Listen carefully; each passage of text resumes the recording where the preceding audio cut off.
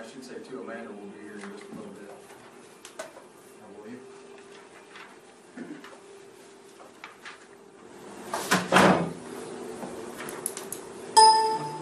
The bar bed open, Chris. What's that? She'll be able to get in that bar bed open. Oh, all right, okay. Okay, so we'll move on to consent items, and I'll let John take over Yeah. here. Did anybody see anything on either the public hearing minutes or the regular meeting minutes that need to change?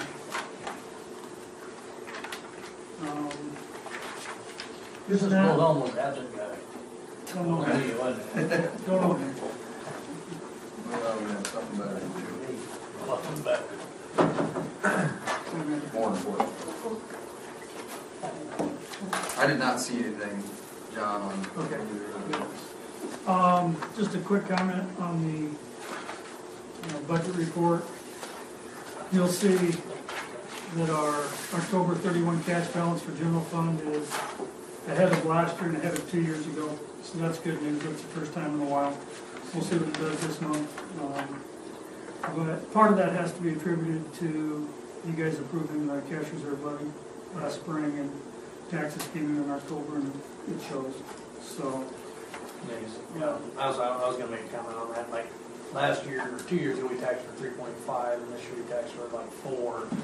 So $250,000 of that, you can have that, Right. is good. That's that, but there's still 125 that I would say is something we've done that we should. Something, yeah. So, So it's the right direction. Let's Right. try and keep an eye on it to go that direction. So, on that note, the general fund bills this month are $146,000. Of that, $67,000 is either open enrollment or tuition out. So you take those two pieces out, and the bills are about in line with where they would be most months. So. I put a note on mine here, John, open enrollment in, when will we see that? Well, typically in January. I usually only bill twice a year. Some schools bill quarterly, and that's the ones that pay $26,000 a year now. So And are we still net positive, or I don't think, just about? I'm not gonna say because I can't remember, but it's close. We may not still be positive. We may be 6 or 7 negative on that, if I remember right. But we can grab that enrollment report and look at that sometime.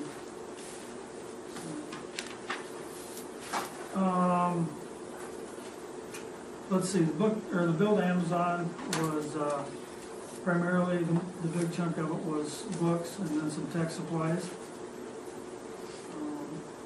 Ames Environmental is typically asbestos removal. We have a little bit of asbestos left in our stacks, and I don't even remember which building this was. Definitely wasn't the Sac Elementary because it doesn't have any, so it was one of the other 3 buildings. But we typically do that in the summer over Christmas when the kids are gone. We just get rid of a little bit at a time, and none of it's in the area the kids are. So, ASCD for membership renewal, right below that was several teachers renewed with their professional development money that comes from the state. So, down farther, Eric Scholl Auto Body for some auto repairs. That was reimbursed by insurance. We had a vehicle involved in a hit and run. Somebody ran into one of our vans and left. So that's taken care of. And the other big bills on that page are either utilities or open enrollment and tuition. So on the next page, rhyme and music for $5,200. About $4,000 of that will be reimbursed by music boosters. People out the music department instead of chimes. So that's good news. 2/3 of the way down, Iowa High School Athletic Association, $5,000. That was the football tickets that were sold. Those go into the state, and then we get a small percentage back. I don't remember if it's 15 or 10%.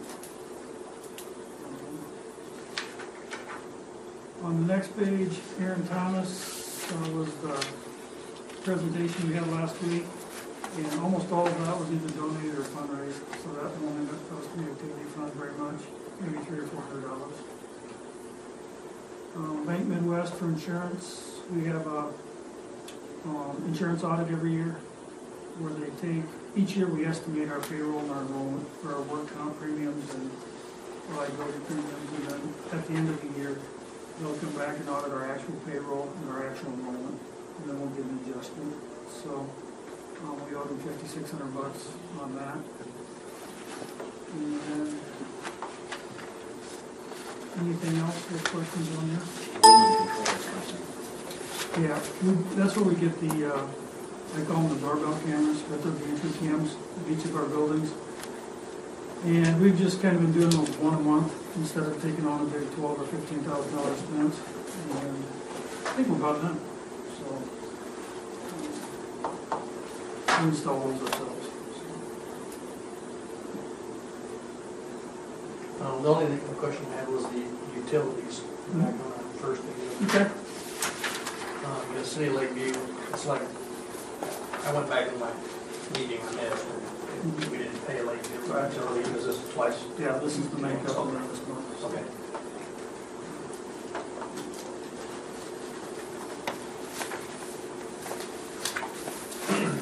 All right, I'd entertain a motion to approve the bill to Albright Oil. So, second. Motion and a second, any discussion? All those in favor say aye. Aye. Opposed? Motion carries 4-0. We entertain a motion to approve 2 sets of minutes, the financial report, and the bills on account. Second. Motion and a second, any discussion? All those in favor say aye. Aye. Opposed? Motion carries. Okay, moving on to superintendent report. Yep, I have just a couple of things.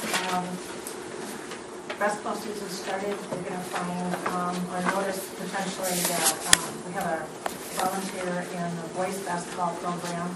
Kevin Kroger has completed his license and his background check, and so he'll be helping with the boys basketball program. So if anyone asks or you see him on at practice or on the sideline or anything during basketball season, you'll know that he's met all the requirements, and that's just a FYI to you guys. We're doing lots of what I'll just call generally curriculum work actually it's been once a week since about the last 10 or 12 weeks or 10 weeks. We've had a different group of teachers in, and I work with them 1 day a week. So we find subs for them, they come in and we work, and we're doing alignment work to Iowa Core. So right now we have the alignment work for science done in every grade, K-5, the 7th grade. We have middle school, high school social studies, high school math teachers met today, ELA teachers, FCS and art, and who else is shut before Christmas? There's another group before Christmas. So it'll be about 80% it's actually right where we hoped it would be at this point.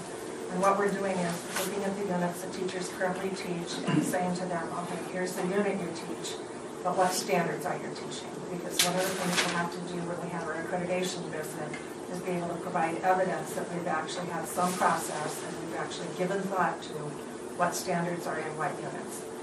So, for instance, if I'm working with first grade, I have all the first grade teachers come in, and we use a Google Doc so that we can have that work to show each other.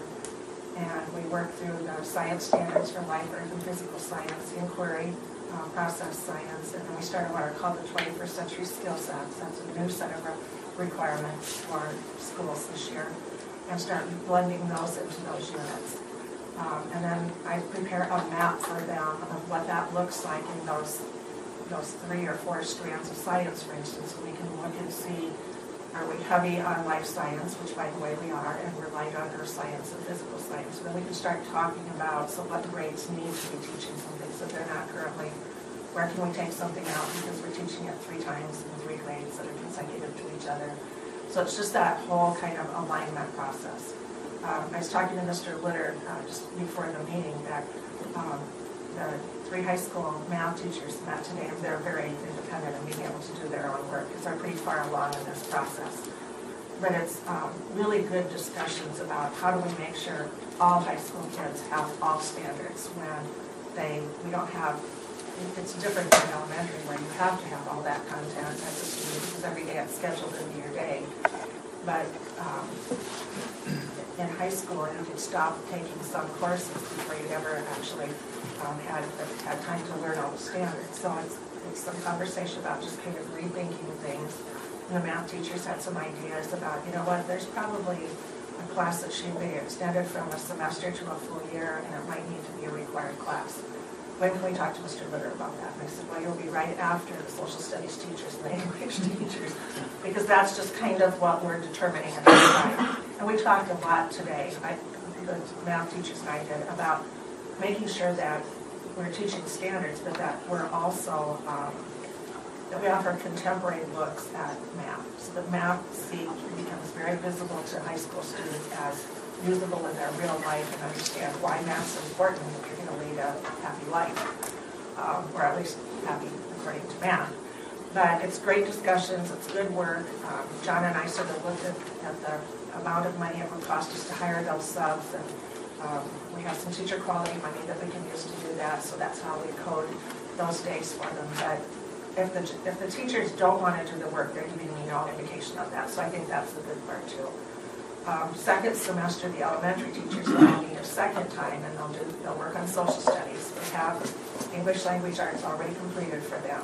We did science first semester, we'll align social studies second, and then we'll do the second day with all of the middle school, high school teachers as well.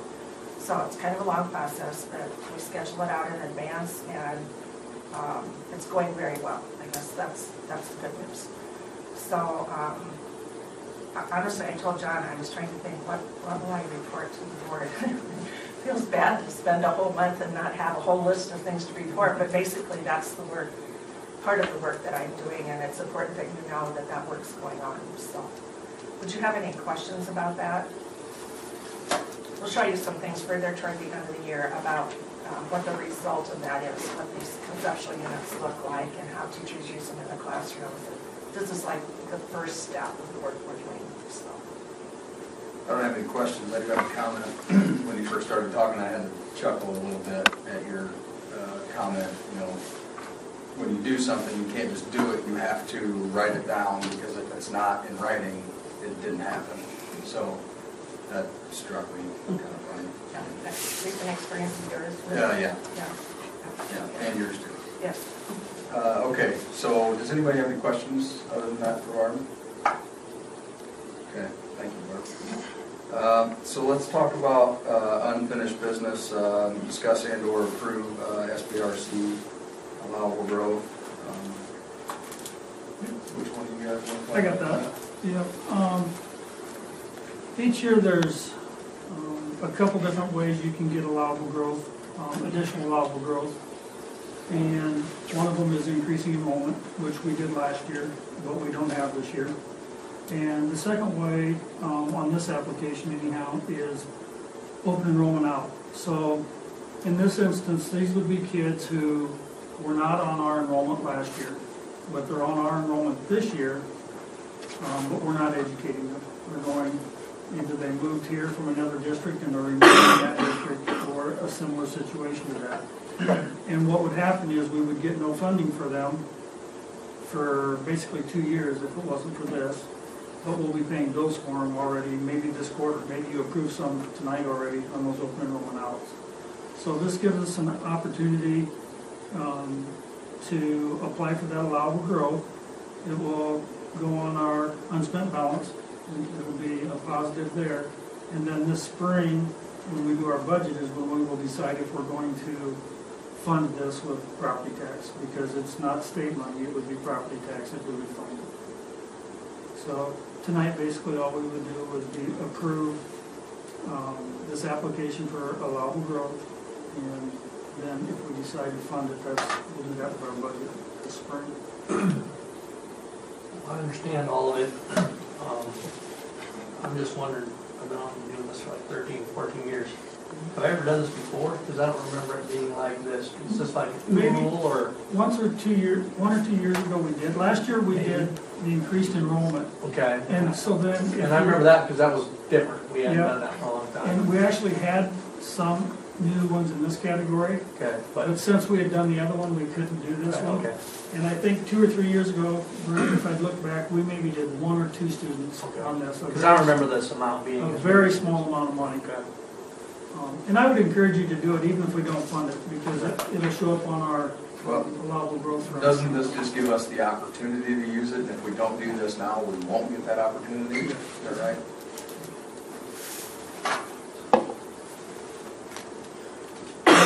So, unless you guys have any other questions, I would entertain a motion to approve the SBRC allowable growth. So moved. Second. A motion and a second to approve SBRC allowable growth in the amount of $73,452. All in favor say aye. Aye. All opposed, nay. Motion carried.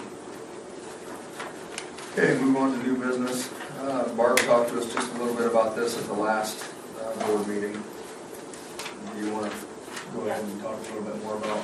Yeah, I think actually everything there is to say about it's probably in that 2-sentence description. My recommendation is that we move substitute teacher pay from $100 a day to $110 a day. It hasn't been increased for several years.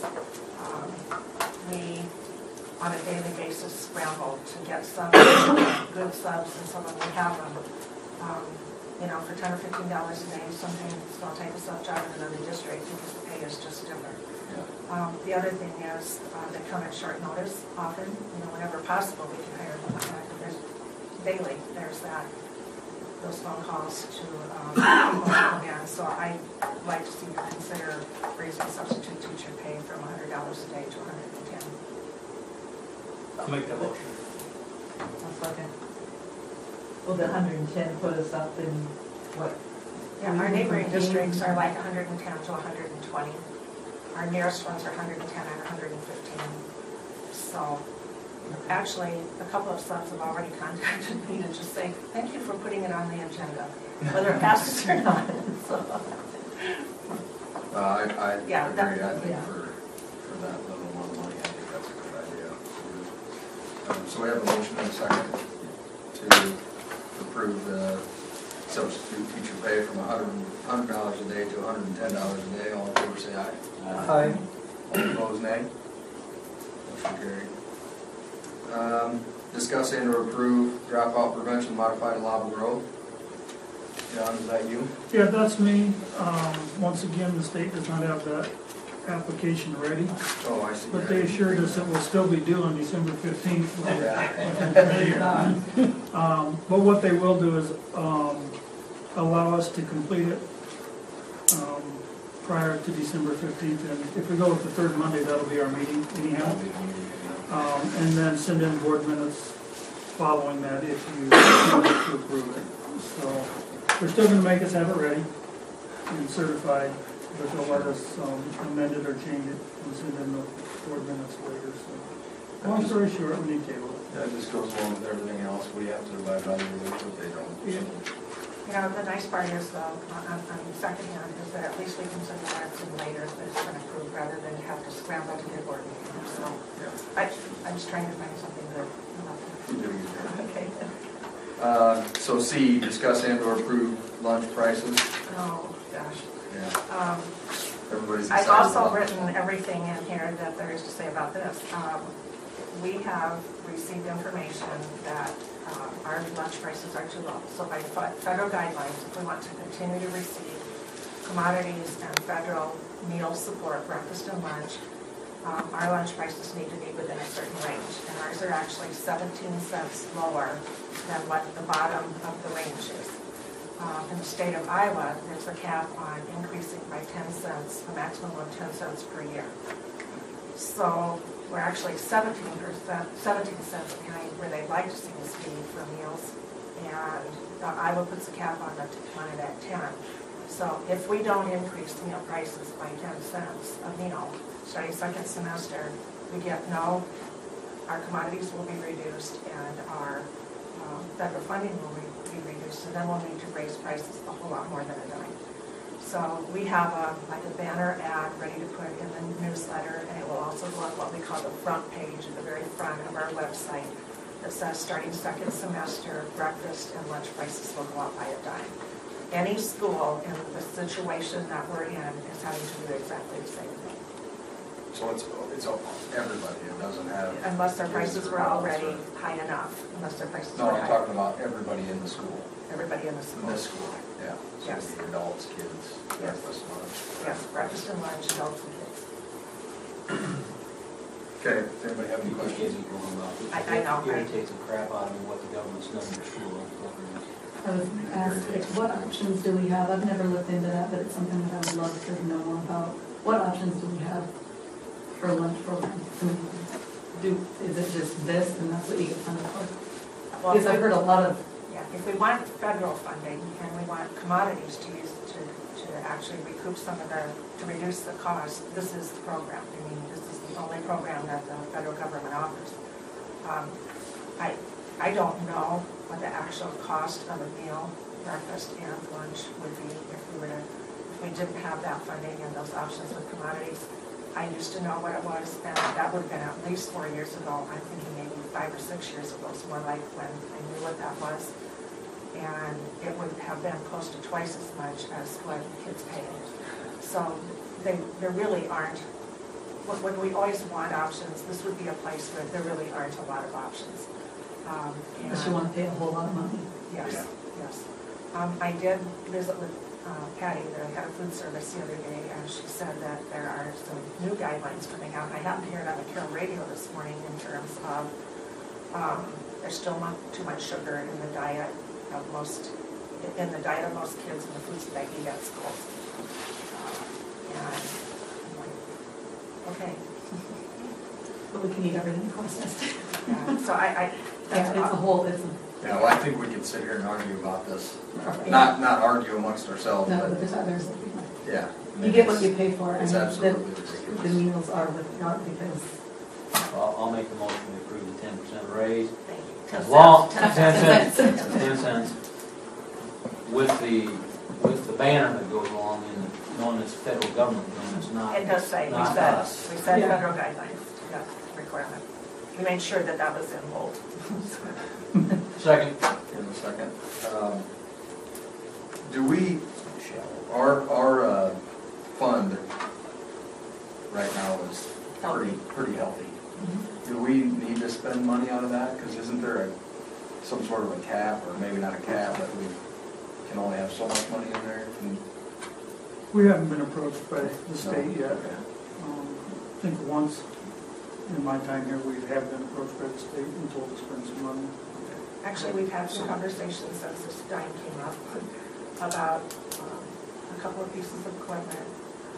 We've also sat down and talked about some things we can add to the menus that will fall within the right parameters. We don't know if kids will be interested in those foods or not because lots of kids won't have had much experience with them. But just the whole idea of more fresh fruits and vegetables, yeah, for kids.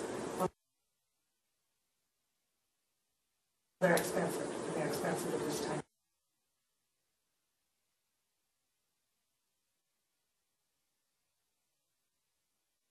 So Patty and I had some conversation, and thankfully I feel like I have some background in food science, so I can at least talk with her about it and understand what's going on with it. But we did talk, or did recommend, we've got a healthy balance, so you should be spending some of that. But on the same hand, they turned it around and said, we need to raise prices. So, yeah, we wouldn't even want to try to figure it out. So. Okay, we have a motion and a second to approve increasing the lunch prices by 10 cents. All in favor say aye. Aye. All opposed, nay. Motion carried. Okay, discuss and/or approve board policies. I hope I'm following the procedures that you used previously, which was to look at board policies. The policies for this year that were tagged for this year were the 500 series. And what I did with those, the whole series is students. And so it's everything about students in the school. It's about 80 or 90 policies. And we subscribe to the Iowa Association of School Boards Policy Primer. And it's an process in terms of making sure there are changes in policies. We get updates monthly about federal law or state law that might change and how that might impact policies. So I just matched up what the current policies were that you had in the book from previous years, and then what the recommendations are. So there were actually very few changes in the 500s. I highlighted in yellow, if you've got the electronic version in front of you. If you didn't print in color, then you're not going to know exactly where we're at, but I'm going to show, I'll describe where we're at. The first policy that has a change in it is that policy 500. It says page 1 of 2, and in the third paragraph, the second line, about 2/3 of the way through it, the word creed has been added. So the sentence reads, the board supports the delivery of the education program and services to students free of discrimination on the basis of race, color, sex, marital status, national origin, creed, religion, sexual orientation, gender identity, or disability. Creed is now part of the federal requirement. So that word has been added in this policy. That's the only change. If you go to the next policy, it's policy 501.2 for non-resident students. You actually had this policy, but it had a space for a date. So this one says, non-resident students who are eligible to attend an Iowa public school and with evidence they will become legal residents of the school district prior to October 1st may be allowed to attend without the payment of tuition. So this is just making sure that it fits current Iowa law. So that date was added. The next policy is 501.16, and it's homeless children and youth. It looks like lots of addition, which is theirs, and I highlighted that in yellow. You already had the first paragraph in a policy. So that first paragraph that isn't highlighted, I pulled it out of the book, that was what you had as a policy. So everything in yellow is what's been added, and it's really just describing more about who homeless children and youth are and what the requirements are. I don't know that the requirements are new, because when I read those look like they've been in practice for a long time. I think now there's just a specific policy about them. Okay. And by the way, we have homeless children and youth. I was going to ask that Yeah. question. Yeah, I'm looking at Kevin shaking his head for sure. Oh. We just had, and Mike probably does too, I'm not sure, but I know at the high school level we've talked about kids almost on a weekly basis. It is, yeah, it's weekly that we'll have kids come in and say, I'm no longer with my mother or father, I've been kicked out, or I'm something like that. That's. I have nowhere to go tonight when I leave school. Yeah. So, anyway, these additions are state and federal law, okay? And if you look through them, there's nothing that we should be expected to do related to homeless children and youth. The good conduct policy has the first highlighted part is the part that you added last year in your handbook about possession and or use of any tobacco product or look-alike substance that appear to be tobacco products, including e-cigarettes. So it's that e-cigarette part.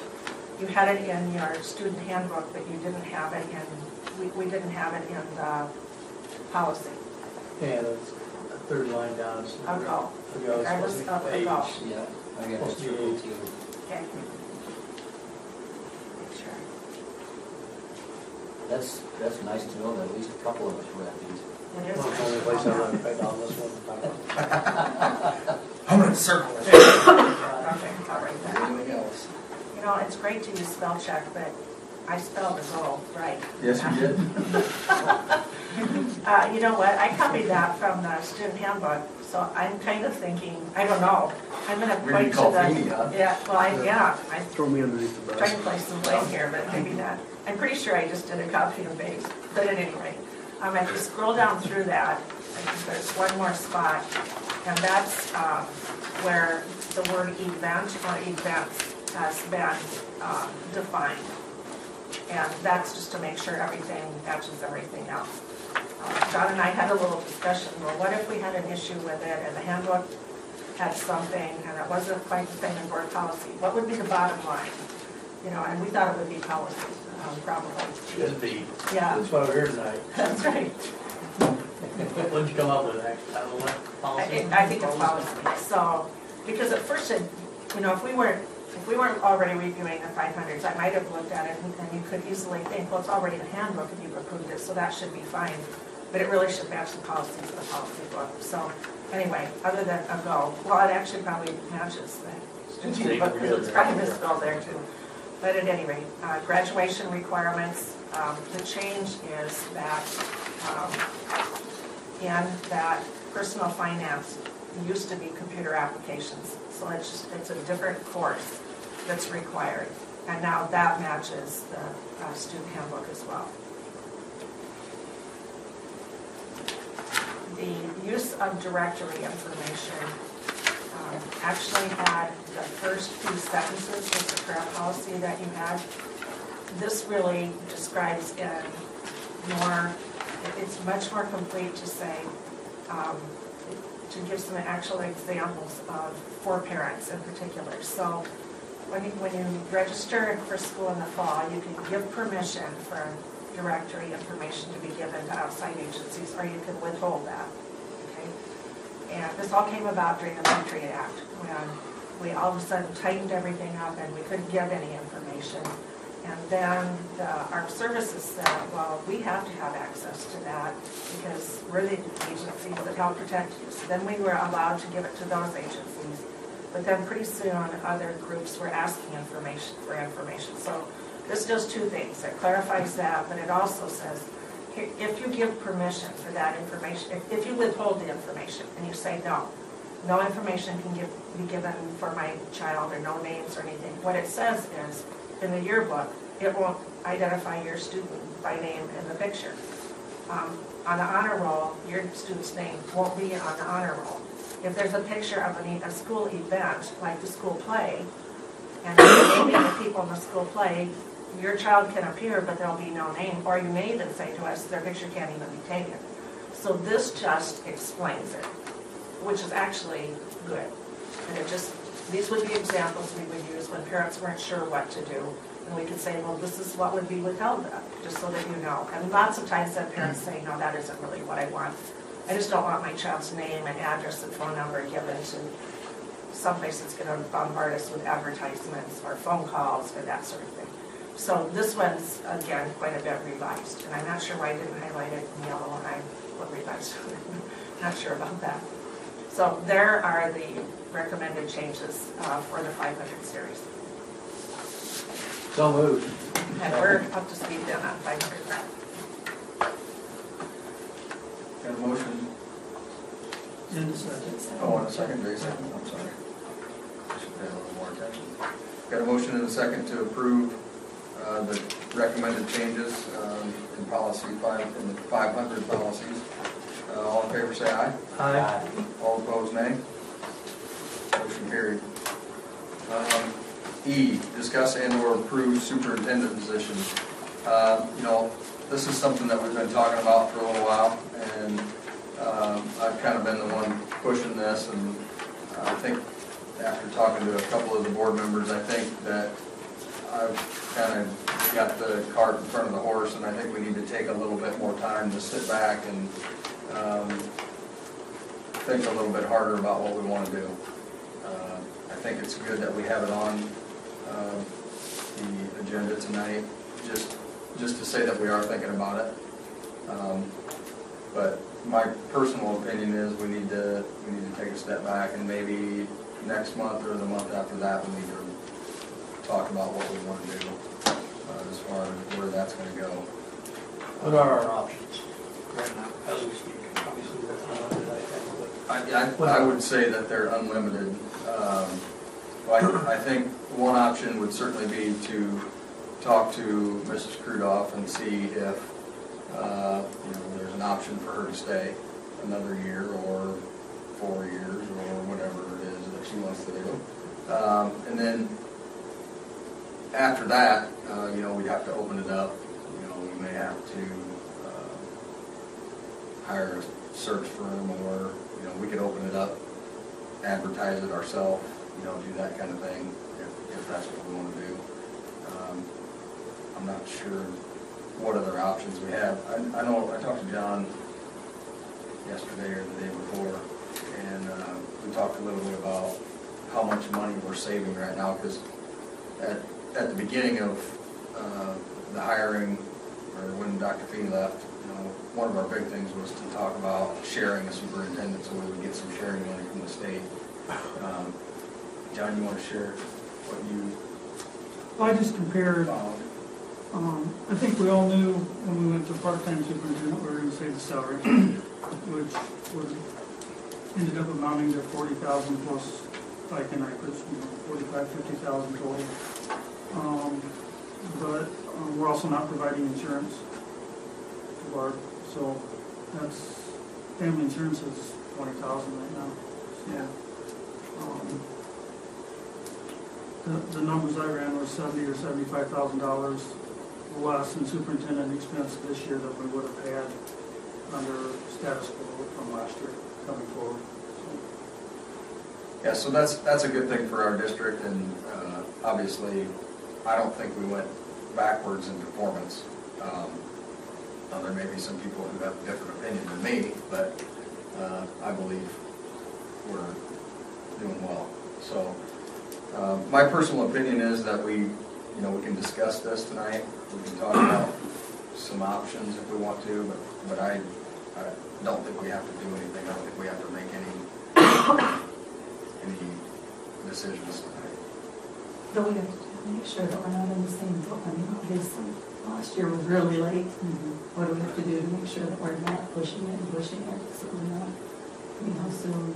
Good question. I think a couple of months is probably a good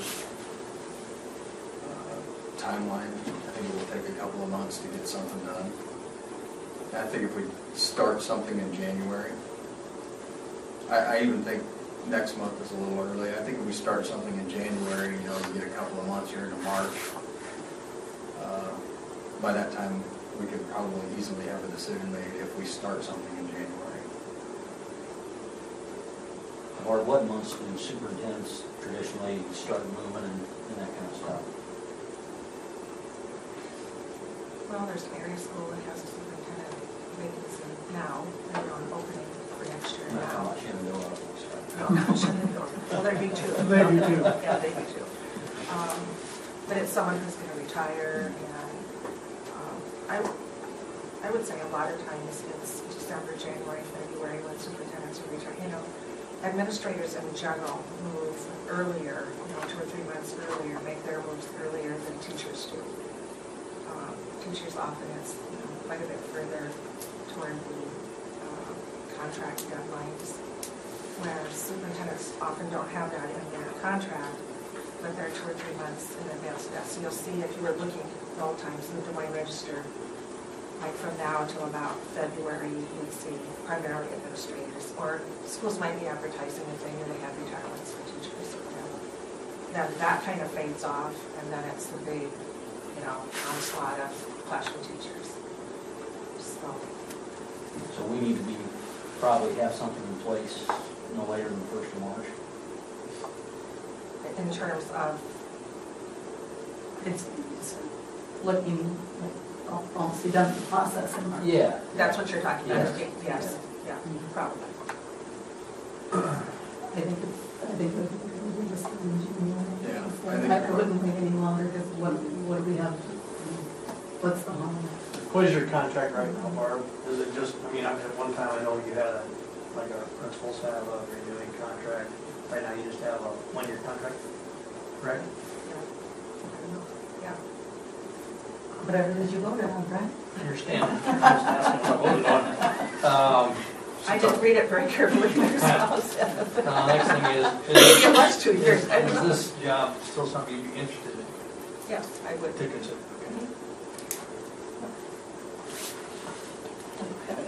How you doing it now?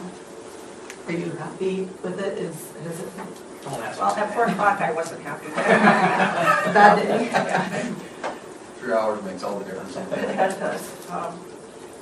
Yes, this is doable, and because a lot of other people have kind of roles and responsibilities that were different now than they were when I left. For instance, it's also a fun district versus 4 or 5 years ago where it was just still two districts. They voted to consolidate, but still two districts with meetings and then a third meeting a month and still putting things together. You know, this had been just two sets of policies where it was one and done, you know, kind of thing. So, yeah, I think this 70%. Your husband's okay with it? My husband is okay with it. That's important.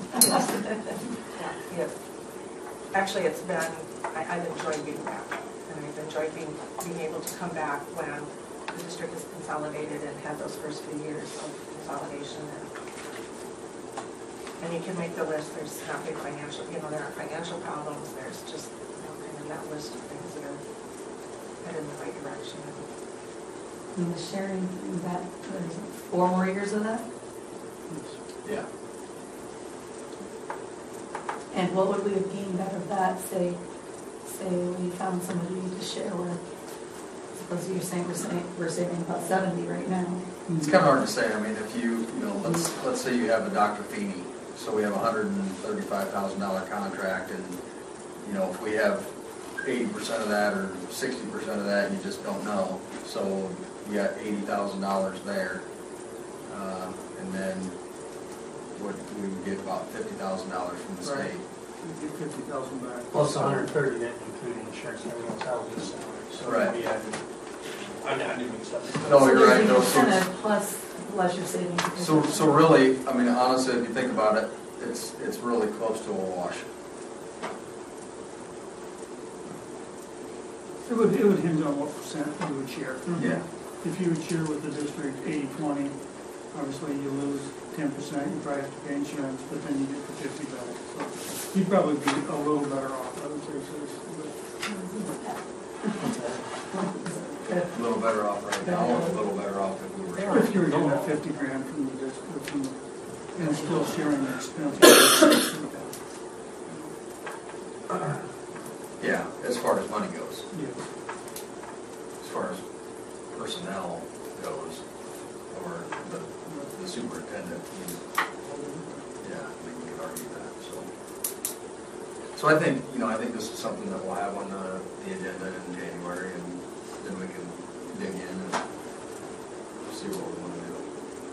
Is everybody all right with that? Oh, I would say a little bit with that, but I would say more of a, if Barb is willing, and nobody has an issue not to, I would sit back and say maybe in December, of December meeting, maybe we should talk about that instead of waiting until January to see if she's going to come out and say, I want to do it for sure, kind of thing. I think tonight she would say she would do it, but right now we're just, well, put word in your mouth and just saying, I think there's two different things. If she doesn't want the job, then we should start looking now. I don't think that's come out of her mouth, so I don't think that's the case. So I would say maybe in December she should publicly say she wants the job, and we can publicly say whether we're going to take her or not, depending on what the deal is. And at that meeting, a month from now, would be one of those deals where if we can't come to a conclusion then that's the day we start doing the search for others. That's the way I see it. To put it off, it puts the board off, it puts the public off, it puts Barb off. I just can't put anything off for the day. I just don't want to wait 2 more months, I guess. And my opinion on it. So. I don't have a problem with that. Does anybody else? Now, the only thing that I would like to throw in there is to ask Mrs. Rudoff if she's gonna give us a year or 2 or 3 or 4, like Brent kind of insinuated, to let us know, so we can kind of get something in motion there also. Reoccurring. Yeah. Because it is stressful for everybody to go through the hiring of a new superintendent. I mean, it's stressful for you to have to make a decision to want to do this again. And not only everybody sitting here, but all the other 100 employees Exactly. of the district. Yes. So, I'm sorry, 150. You don't payroll this week. Oh, yeah? Yeah. Okay, So I guess I'm just putting it back on the fact that maybe you come back with a proposal or an idea or something for the board on in December, other than just discuss it. You know what you're thinking? yeah, so let's have that. Put it back meeting on us, tonight. and then we'll see if we still want to keep her. Thank you. Yeah. Okay, so let's move on to discuss and/or approve Odebolt Arthur Community School District meeting request. Everybody got the letter? Let's back up just a half second here. I had a thought. I know that happens very often. With the superintendency, would you be interested in being shared with another district? I probably know the answer to that, but okay. This is Just thinking of finances. yeah. But thank you for asking. Yeah, that was actually a good question, Jay. Good thought. So everybody received a letter. It's in our board packet. Odebolt Arthur wants to have a discussion with our board. They want to have an open meeting, which we wouldn't do it any other way, as far as I'm concerned. Personally, I think we should sit down and talk with them, see. And my thought would be to go into the meeting and sit down with the Odebolt Arthur board and say to them, what would you guys like for us to do for you? Because, I mean, we could go in there and we could say, this is what we're going to do, but that's not what they want. And that's not why they're asking us to sit down with them. That's actually part of the reason why we're being approached, is because that's what they're getting in the situation they're in now. Now, if we would do that, if we would go in there and say, you know, what do you want us to do for you, and they have all these demands, we still have the option to say, you know what, we're fine where we're at, we're okay with what we're doing, you know, we'd rather not. But I personally think that we should listen to what they have to say. I would love to talk to them. I mean, I think anybody that's reaching out and wants to talk to us is a good thing, and we should do the same thing if we see that there's an opportunity. So I have no problem meeting with them. There's nothing less going to be lost. Yeah, exactly. And approaching it that way, which is smart, because This whole ESC thing started when we all sat down in their gymnasium 14 years ago, so. The only question I would have is, do we want to include all the districts that they send letter to? It'd be just easy to have one meeting as to have three. And I don't know if you create problems by doing that or not. What I need from you, and I've talked to Nick, the superintendent, what I need from you is what you want me to say when I talk to him tomorrow. In other words, what I hear so far, I think, Lisa, are you okay with it? That yes, we would meet. Then my second question would be, do you want me to say what Jay just said? It's just a suggestion, or you want me to not say that? I don't want to say anything that you're not wanting to have communicated to them. my thing is, it's helping them, you're saying, by having all of the districts that they sent letters out to. It's not really helping us, is it? It might help us. It could Who help knows us. how many Sure. kids or how many people may come from that other district? But I would say you're right. I would say as part of that you're right, but it's going to be an open meeting, so if those people want to come, they can come instead of money it up a little bit. I mean, if I was going to ask 3 girls to prom, I would want all in the same room I did it. So I would say just, if this girl's asking us to prom, let's just talk to her. I would have never thought of that analogy. That's what I'm saying. Very smart. Hell, you know. Recorded now, so. It's You're gonna not be out gonna tonight, get buddy. you're not gonna get the prom, yeah, culture. That's true. But, I mean, I understand what you're saying, but it is an open meeting, so if anybody wants to come, they can come. Then I would say, let's just go with the Odebolt contingency and move forward with that. The other problem would also be if we included all of those to get the dates that could be more of an issue. Well, I think that, that's the next question is, their stipulation was December 15th. That could be the date of our next board meeting. I mean, it's the regular date of our next board They meeting. just wanted a response, but Yeah. Also, they they don't don't worry necessarily. about it. And I just reread that, you're right, I was thinking that they wanted to meet by December 15th, but in looking at that, they're Just a saying, letter. request a response to this letter in writing, no later than December 15th. Which I would assume is probably their December meeting, is probably what they're after. Where do you want us to try to schedule? Do you want us to host it, or would you rather they hosted it? It says in here that there'll be an art Yeah. determined by you, and I would recommend that we go to their place. I like shows the ability to be a little more comfortable. It's 10 more miles out here. I believe. Or we can just leave it up to them. That's how I put it. Leave it up to them. I don't know. Well, they're kind of in an uproar over there, I think, right now. I mean, there's a lot of discussions going on, and I just didn't have that there was. Yeah. Rather than have That's fine with me. any issues here. Say we're willing to go. That's a good idea. I mean, that'll put the videoing and all that back on their backs too.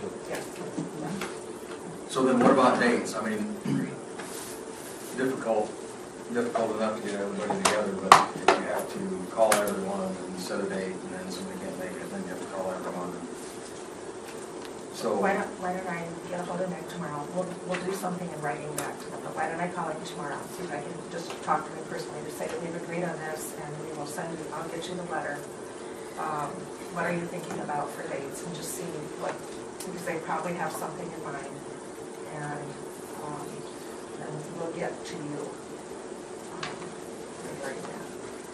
Now, my thought had been, well, we can put some dates together, but without talking to them, they may already have identified 2 or 3 dates that they're looking at, so.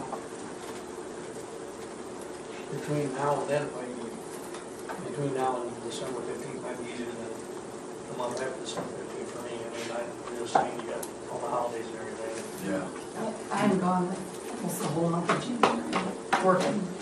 So I would say the sooner the better. I might hold that. For a lot of reasons. It's not any Friday, I just- Well, that goes into a lot of, you know what I mean? Yeah. Something else. Right. Yeah, we can get it done. Okay, I think I know what I need to know to get a hold of their superintendent. Okay. Okay, move on to personnel. Resignations, are there still none? There still are not. That's good. Contracts. You can see in your packet, we recommend Sarah Rodman as drama coach for the 2014-15 school year. So moved. Second. We got a motion and a second to approve the contract for Sarah Rodman as the drama coach for the 2014-15 school year. All in favor say aye. Aye. All opposed nay. And I will abstain from that. Okay. Discuss future agenda items and set date. December 14th is Sunday, and that is not what I meant. So there would be, oh, it's just, I was looking at my original. See? Sorry. People looking out for you. You're part-time. I didn't tell her. Well, why the heck did you do a goal then? Okay, well, I should have not been the rule there. Does this have anything to do with the meeting that we're going to have at Notable? I mean, or are we still going to have our meeting on the 15th? That's the 3rd Monday, so I just looked at the calendars. I would say we'd schedule that and then we'll work on calls in case whatever does. I know, I've said before, it really doesn't matter to me one way or another, but making an offer, is that anything that you want to entertain again? You haven't really researched it yet, I mean, or called them for an appointment. Sure can. It's up to you guys. Doesn't have to be that meeting. Whatever. Yeah, I'm open to that too. If we schedule one sometime coming up, it wouldn't necessarily have to be that one, but if we can find a date to have one there, is that? Yeah, and I'm fine wherever we go, I just don't want anybody to feel left out of where we go. Let's look at that for January, February then. That's all right. So then our meeting will be December 15th at 6 at Sac Elementary School. Brent? Move adjourned. Second. Chris, who's the city clerk?